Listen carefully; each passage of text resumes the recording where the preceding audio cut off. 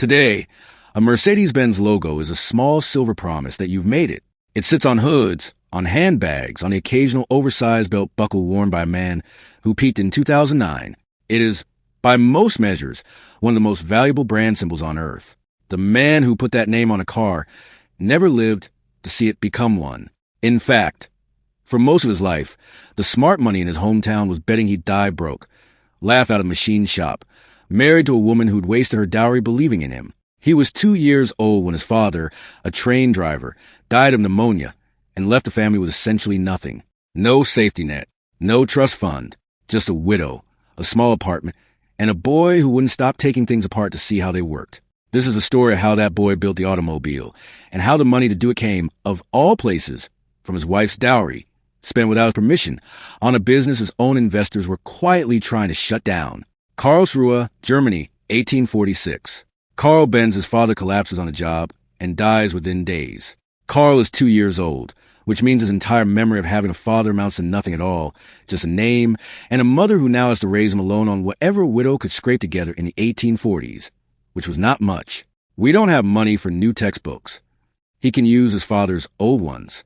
Just cross out the name. Josephine Benz, his mother, makes one decision early that quietly determines the rest of the story. Whatever else the family goes without, Karl stays in school. This is, in hindsight, one of the great high-leverage investments in industrial history, made by a woman with no capital, no collateral, and no reason to expect a return beyond simple, stubborn belief. He's always taking clocks apart. He never puts them back together right.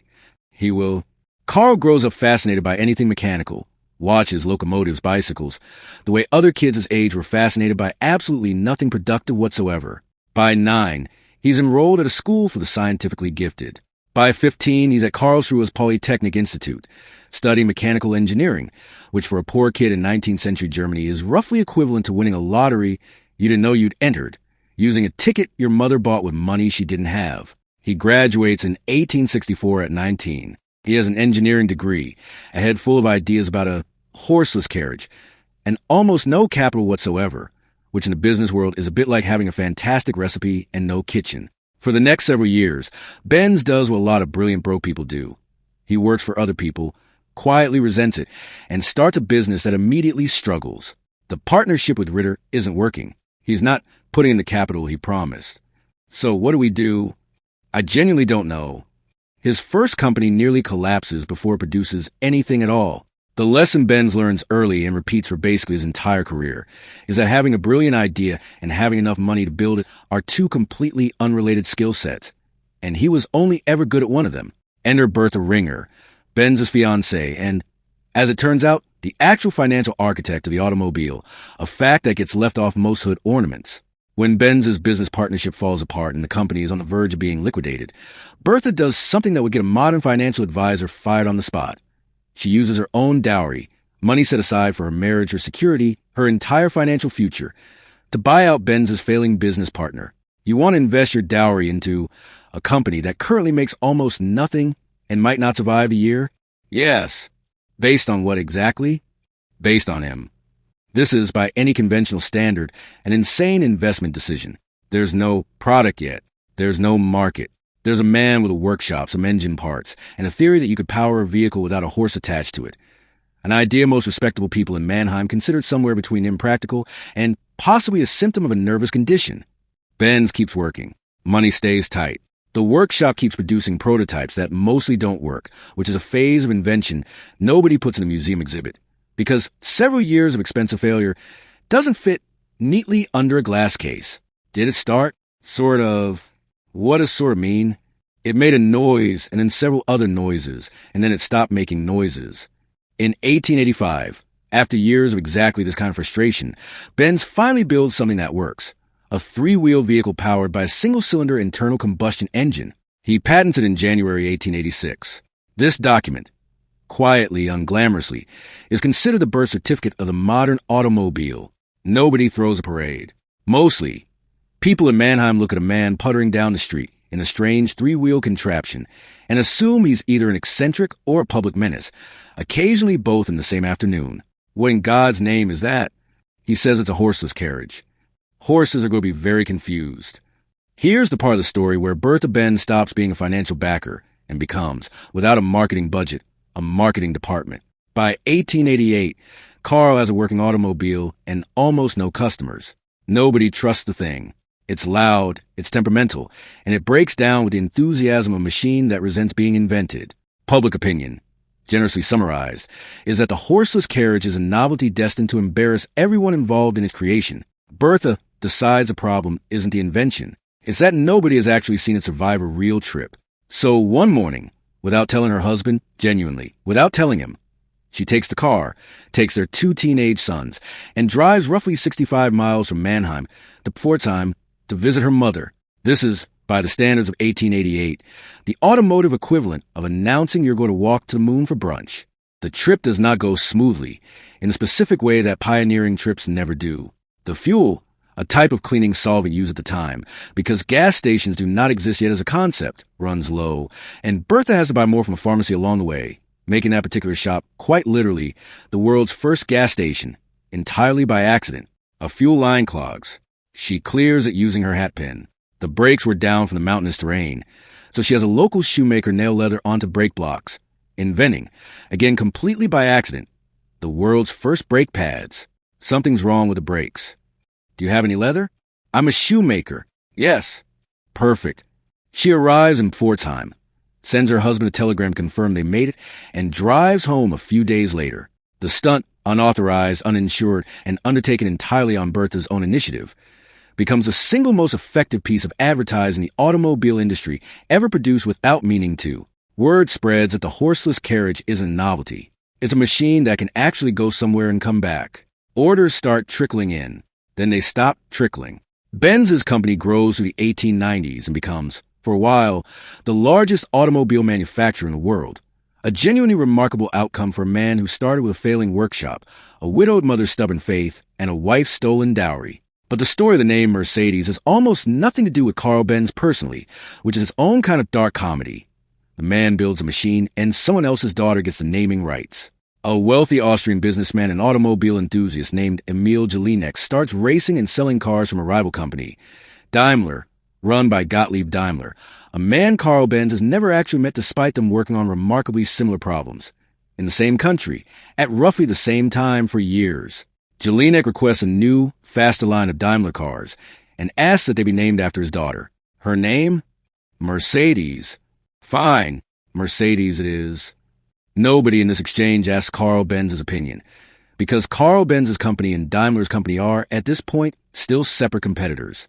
It isn't until 1926, decades later, after both founders are old and Gottlieb Daimler has already died, that the two companies finally merge under financial pressure, forming Daimler-Benz, and adopting the Mercedes-Benz name for the combined lineup. Karl Benz, the poor boy from Karlsruhe who quite literally invented the practical automobile, lives just long enough to watch his name get permanently attached to the back half of a brand whose front half is named after a teenage girl he never met, for a car he didn't build, sold by a man he never spoke to while building his own machine. So the company is named after Daimler's business partner's daughter, and Benz's own last name stapled together. Correct. Does that seem fair to Benz? He seemed fine with it. Mostly.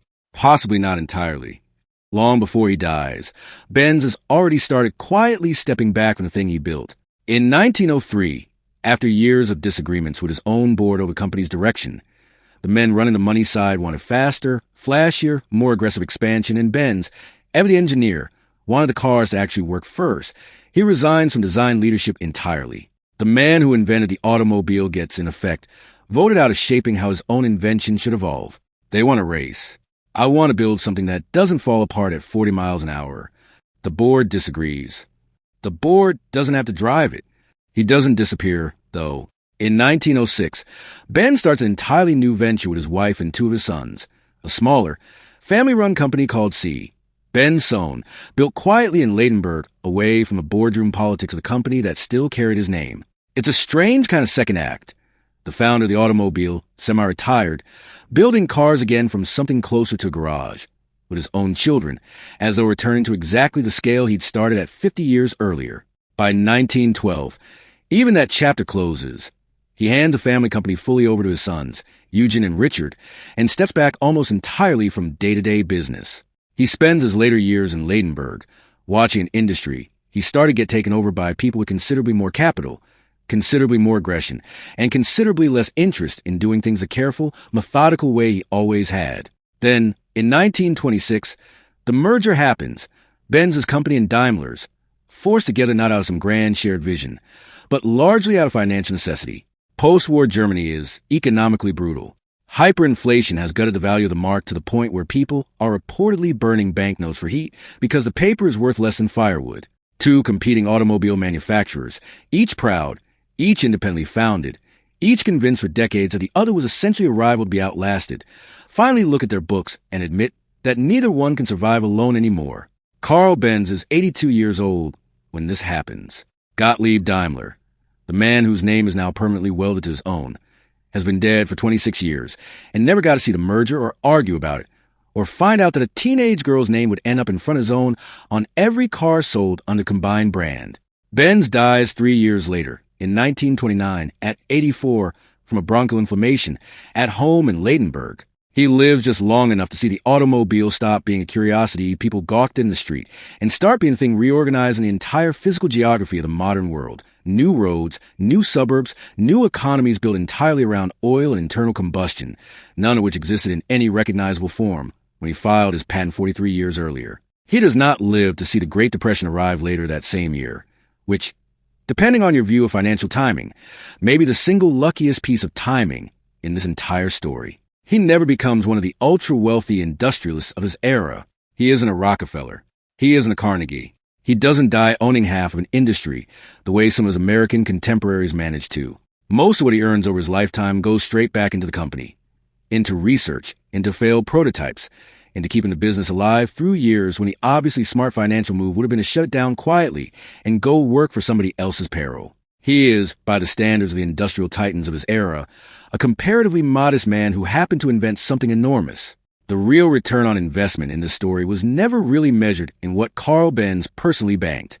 It was measured in what his mother spent on textbooks the family couldn't afford, and what his wife spent on a dowry she was never supposed to touch, betting everything on a man that most respectable Mannheim considered, at best, a charming eccentric who talked too much about engines.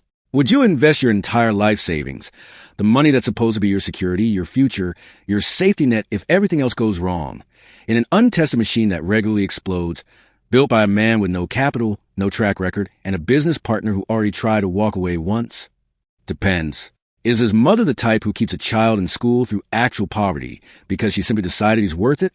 Is his wife the kind of woman who'll steal the car and drive at 65 miles to the mountains, fixing the brakes with shoemaker's leather and clearing the fuel line with her own hat pin, just to prove the thing works? Yes to both. Then yes, invest everything you have. Twice if she'll let you. If there's a lesson sitting underneath all of this, it isn't really about engines or patents or even cars. It's that the biggest bets in industrial history are rarely placed by the person whose name eventually ends up on the badge. Far more often, they're placed quietly, off to the side, by people with considerably less reason to believe and considerably more to lose, a widowed mother with no income, a fiancé with a dowry she was never supposed to touch, a shoemaker on the side of a mountain road who just happened to have some spare leather. Karl Benz gets a patent. He gets his name stitched onto one of the most recognizable logos on the planet. But if you trace the actual capital in this story, every mark that was risked, every resource that was gambled on a man everyone else had written off, almost none of it, at the critical moments, actually belonged to him. If you enjoyed this one, subscribe for more and tell me in the comments whose fortune you want traced next.